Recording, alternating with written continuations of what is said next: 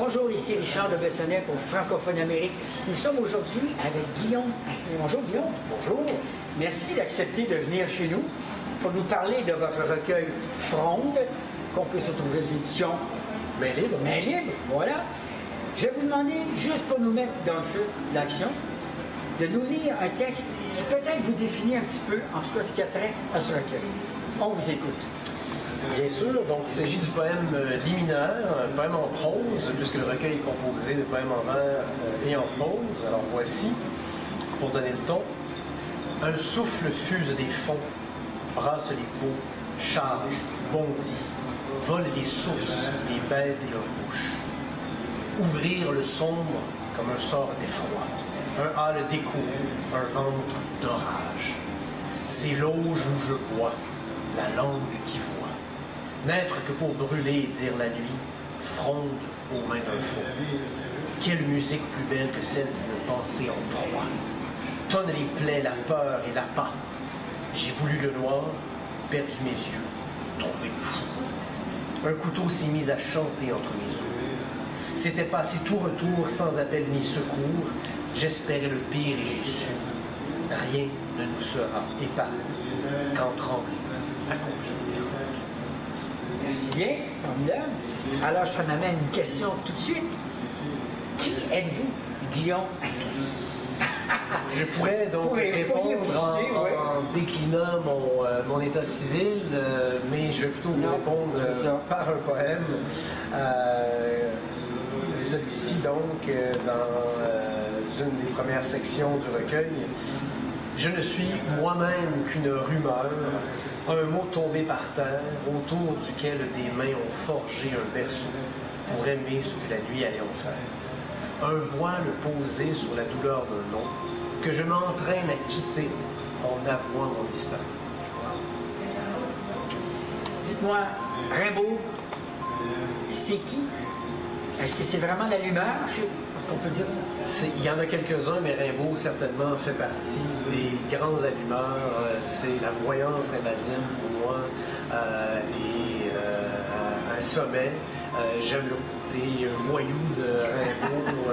Le côté voyou. Le voyou, oui, absolument, qui n'hésite pas à tout casser, et la langue, et les pensées, pour en arriver à cette espèce de noyau de fulgurance qui fait encore toute sa modernité. Il y a plusieurs recueils, je pense, qui s'écrivent aujourd'hui, qui doivent énormément à Rimbaud. Voyant et voyou. Hein? Voyant et voyou. Brûler et dire la nuit? Absolument. Donc, le feu revient perpétuellement. C'est un de... On vous a cité, là. Oui, il fallait le mentionner quand absolument. Cité. Oui, brûler donc, et dire la nuit. Oui. C'est deux mots qui reviennent souvent, deux éléments. Donc, le feu, la nuit, c'est la lumière, mais dans ce qu'elle a, disons, d'incandescent, je pense à Hugo tout à coup qui parle du soleil comme de l'orage de lumière. Et donc, cette nuit primordiale, il s'agit pour moi de retrouver à la source de tout, à commencer par la parole que je conçois essentiellement comme une espèce d'errance dans les ténèbres, où il s'agit de fouiller,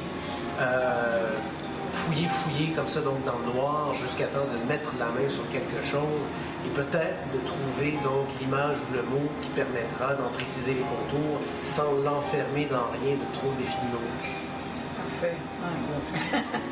Et trouver la folie comme prodige, enviable, souhaitable. Oui, j'ai un goût très fort pour les fous, pour la folie. Disons, la folie peut être une malédiction, on s'entend bien. Je parle d'une forme de folie quand même, donc créatrice, visionnaire, de l'ordre de la manie dont Platon va parler comme étant une des sources la haute pensée. Et cette folie-là, c'est encore une fois, pour moi, essentiellement une liberté, qu'on se donne d'être tout, d'être le possible, de l'incarner en allant aux limites, en dépassant toute forme de frontière. Pour moi, la folie, c'est essentiellement dans une, on va dire, une filiation nietzschéenne, ce qui permet d'aller au-delà, perpétuellement. Est-ce que je peux me permettre de vous citer? Je t'en prie. J'ai voulu connaître l'emploi de la lumière avant l'espace. Le nombre des eaux a tremblé sous un seul cri de joie. Ce qu'il est possible de construire avec la fourrure d'un psaume, toussant son feu, que rien ne sauvera. Moi, je me suis dit que c'était l'âme du projet, ça. Vous commentez là-dessus? Bien, certainement que chacun des... J'ai lu le poème liminaire tout à coup qui a été composé après coup comme une forme de regard panoramique sur tout le recueil où on trouve des échos de chacun des poèmes dans les autres.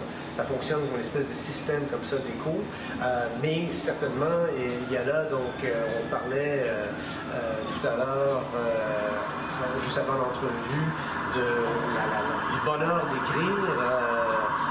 C'est certainement cette idée donc, de retrouver donc, dans le psaume la fourrure, non pas un confort, pour moi il n'y a rien de confortable à écrire, c'est au contraire justement rompre avec toute forme de confort, c'est se mettre à risque, se mettre en danger. Mais l'âme du projet, donc on va dire en un mot, c'est, on pourrait presque parler de la page couverture elle-même qui montre un squelette, puisqu'il s'agit de tout brûler pour rejoindre le noir qu'on voit après coup. Donc chacun des poèmes est, on pourrait dire, une miette de cette âme dont vous parlez. OK. Est-ce qu'on peut dire jusqu'au tremblé qui te fabrique? Oui, alors... Là, je vous cite, là. Absolument. Donc, ça fait écho à la première section du recueil qui s'appelle Débâcle. Il s'agit beaucoup dans ce recueil-là de mourir constamment à soi-même, à l'image qu'on se fait de soi, donc à l'identité dans ce qu'elle a, disons, d'obstruant, de trop solide. Et donc, ce tremblé qui nous fabrique juste assez poreux pour ne pas exister fermé, ce sont les mots du poème. C'est une manière pour moi de s'ouvrir à la vie dans ce qu'elle a essentiellement buissonnant, de jamais figé. J'aime cette image d'un flux, d'une force qui, comme un fleuve, coule perpétuellement en toutes choses. J'essaie de redonner ou de donner, disons, à la parole cette souplesse-là. Vous avez parlé d'un fleuve, on peut parler de la mer. J'ouvre le livre comme on déplie une mer. On parlera du sentiment océanique dans quelques instants. Oui. Mais voulez-vous commenter cette ligne-là? J'ouvre le livre comme on déplie une mer. Oui, alors j'ai eu...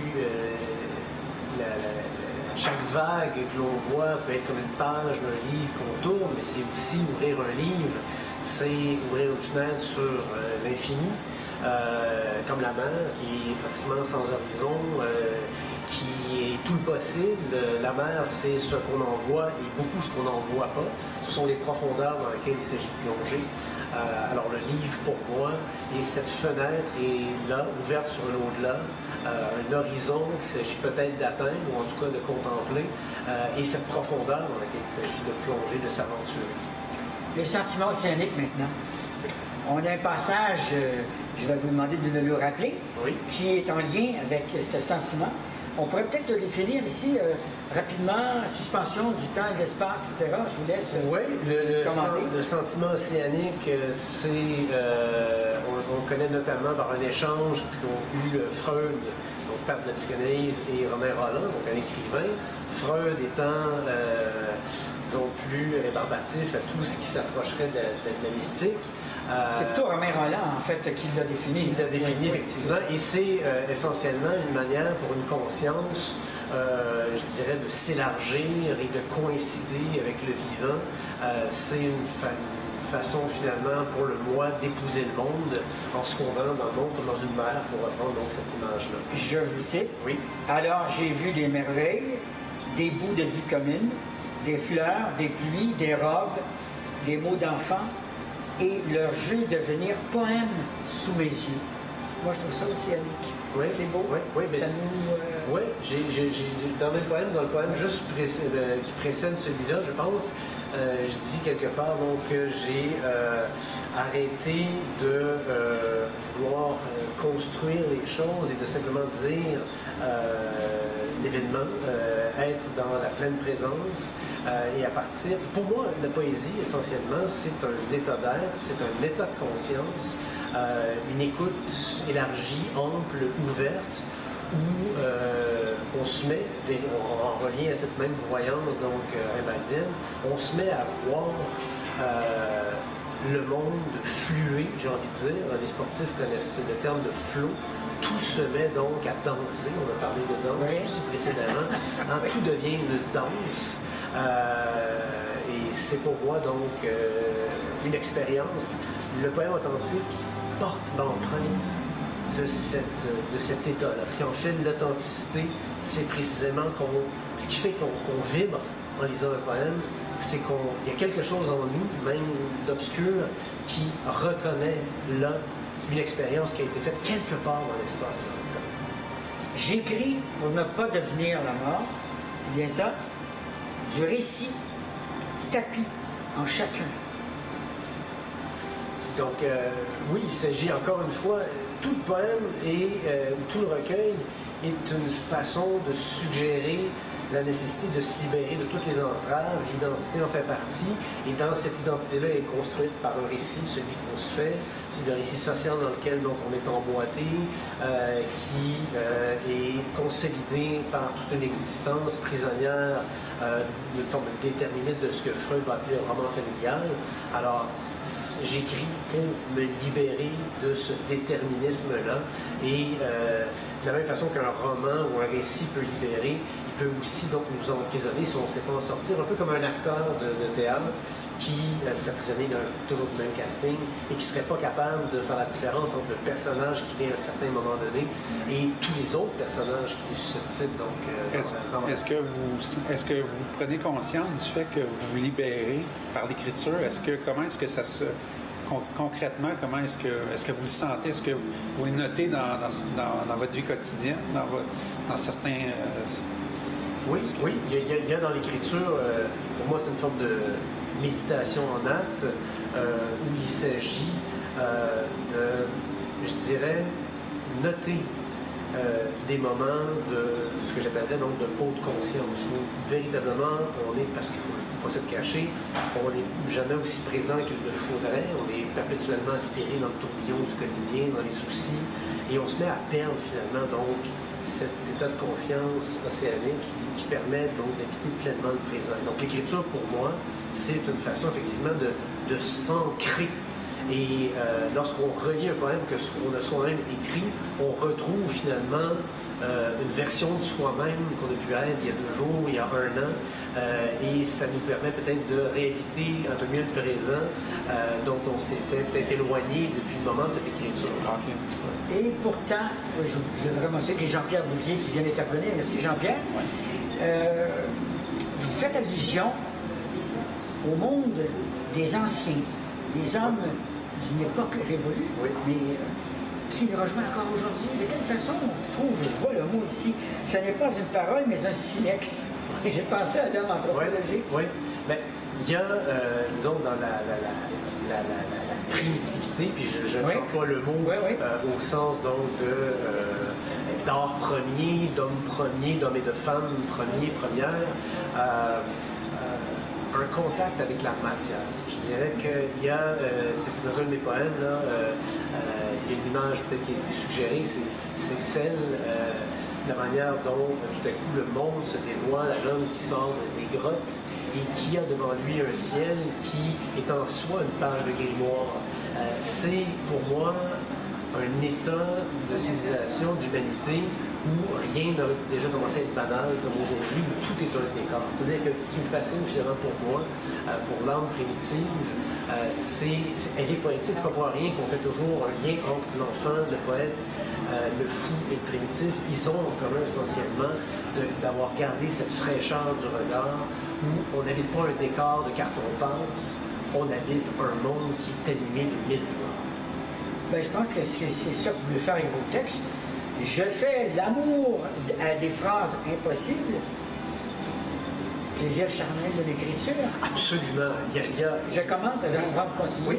Moi, je trouve que justement, quand on vous lit, on a l'impression vraiment que vous allez chercher du concret dans les mots pour leur donner une vie particulière. Là, je vous laisse commenter cette phrase. Oui. Je fais l'amour à des phrases impossibles.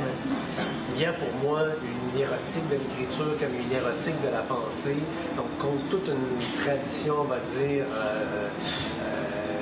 chrétienne, encore qu'il faut rappeler que l'incarnation est au cœur de cette religion-là, mais ce qu'on en a fait ou ce que l'Église a pu en faire, contre toute une tradition puritaine, pour faire plus simple, qui voit dans la chair quelque chose qu'il faut chasser, ce qu'on voit malheureusement chez trop de penseurs et d'écrivains où on n'a que du cérébral.